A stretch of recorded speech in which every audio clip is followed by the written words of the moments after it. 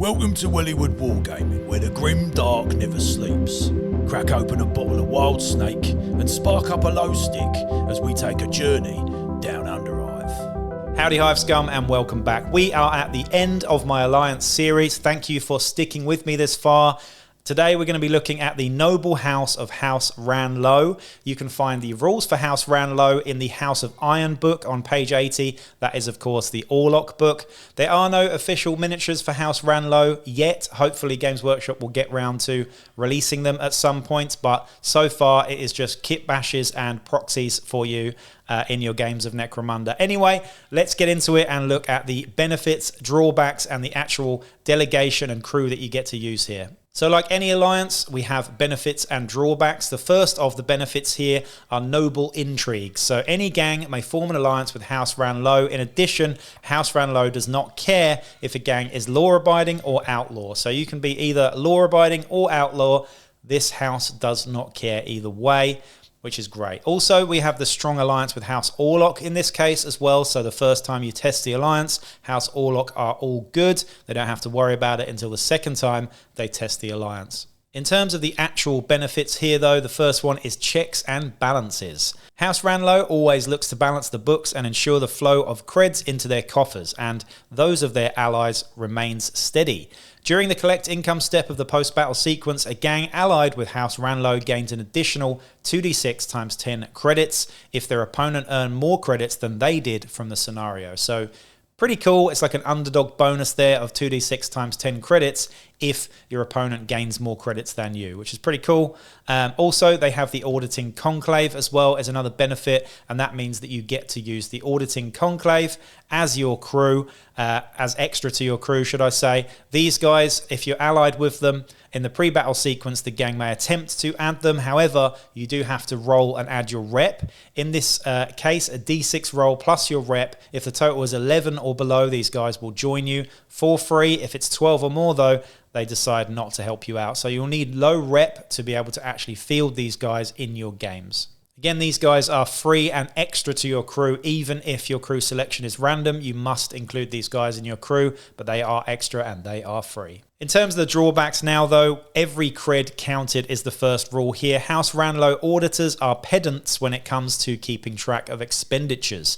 and a gang can find itself forced to keep a close eye on its stash. If the gang's stash has fewer than 50 credits in it at the end of the post-battle sequence, then they must test the alliance. So you've got to always have some money in your coffers.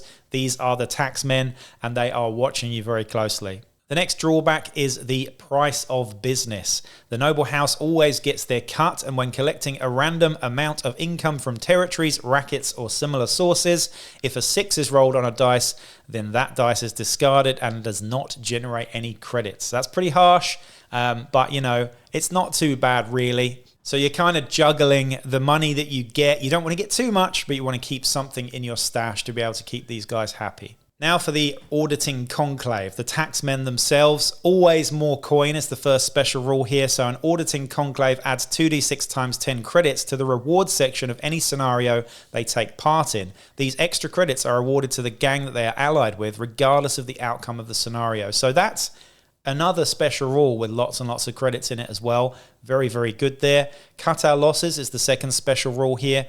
If in the end phase of any round, either the Auditor or Gelt-Scrivener is seriously injured or has been taken out of action, the Auditing Conclave is removed from the battlefield. So there you go.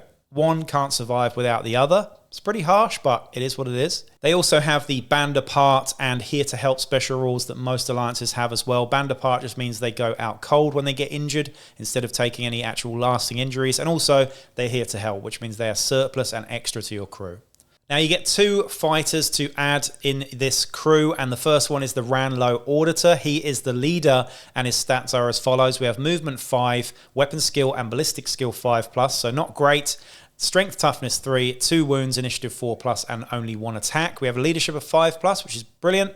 A cool of 7+, willpower 7+, and intelligence 5+ as well. This guy is definitely the tax man and his stats are reflecting it. He comes with, though, a web pistol, which is very nasty, and a fighting knife. A web pistol for free on anybody is great, especially when you consider this guy's ballistic skill is 5+. It's negated by the fact that he's using a template, and a very good template at that. He has Fearsome because everybody's scared of the Taxman, and he has Mesh Armor as well as the Hierarchy Leader special rule and Group Activation 1. He can only group activate with the Gelt-Scrivener that we're going to be talking about in a second, so he otherwise counts as a leader though, and has the 12-inch bubble of leading by example that extends to this crew only. The next one is the Gelt-Scrivener. I love the name of this guy. He's movement 5, he's weapon skill 4+, and ballistic skill 3+, so a little bit of a shooter here. Strength and toughness 3, only 1 wound, initiative 4+, and 2 attacks. He's also got a leadership of 8+, a cool of 6+, willpower and intelligence 7+ here. In terms of his equipment, he comes with a master crafted long rifle, which is very nice, for the strength 4, -1 AP and knockback with master crafted for free. Really good on that ballistic skill 3+ profile. He also comes with a bolt pistol as well, which most of the time you're never going to buy because they're just not a good weapon for the cost. However, getting one for free is pretty good. He's also got a power sword as well. With 2 attacks and a sort of average weapon skill, he's not actually too bad in close combat with Fearsome either, so it's worth considering. He also comes with Trick Shot as well, which is excellent. It minuses 1 from the cover roll, so hard cover becomes soft cover becomes nothing when you're targeting fighters in cover. He's also got the bodyguard special rule here, so if he's within 2 inches of the leader here, you can transfer all the effects of the hit and stuff onto this guy. He's also an indentured fighter as well, but this rule doesn't really make sense, as indentured fighter means that he counts as he's bottled if the other guy is out of the game. However, the other special rule means that this guy's gone anyway if either of them are out of the game anyway. So either of them go out of action, they're gone anyway. So ignore the indentured fighter rule there because it just is overruled by that. So there you have it, the Taxmen themselves, House Ranlow. Again, no official models for these guys, but I've seen some pretty good ones floating about on Instagram and Facebook. If you're not part of my Facebook group, do get on there. Add your photos of House Ranlow into there, as well as any other things you want to add too. Again, you could use these guys as outcast, leader and champion respectively, I imagine. And they're pretty decent really. The fact that you get a web pistol and a long rifle and a bolt pistol and a power sword is quite nice. And the benefits and drawbacks there for the Alliance are pretty damn good.